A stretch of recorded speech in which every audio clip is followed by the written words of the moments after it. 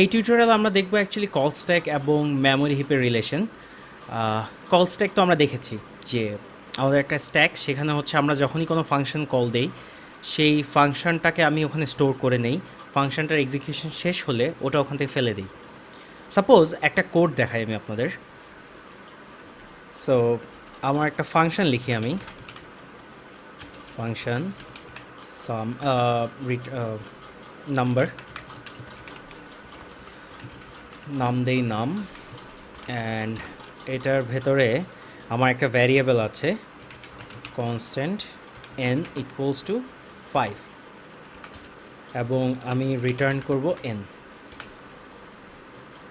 এখন পর্যন্ত এই ফাংশনটা আমি ডিক্লেয়ার করেছি বাট কোথাও কল দেইনি। সো আমি যখনই নাম ফাংশনটা কল দিলাম এই ফাংশনটা এক্সিকিউট হওয়া শুরু হবে। সে একটা ভ্যারিয়েবল ক্রিয়েট করবে নাম ইকুয়ালস টু 5।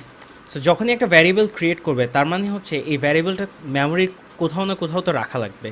সো একটা মেমোরি হিপে সে পয়েন্ট করবে, দেন ওই ভ্যালুটা আমাকে রিটার্ন করলো।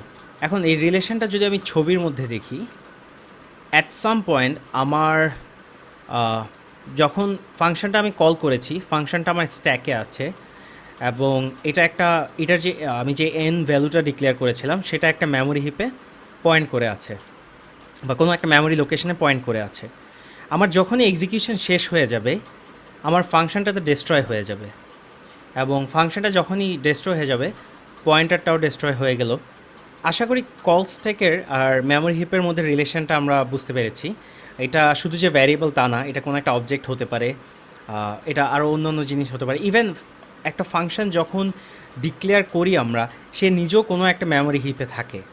সো যখনই হচ্ছে আমরা এক্সিকিউট করি ওটা কল স্ট্যাকে নিয়ে এসে দেন আমরা এক্সিকিউট করি। সো আজ এই পর্যন্তই, থ্যাংক ইউ।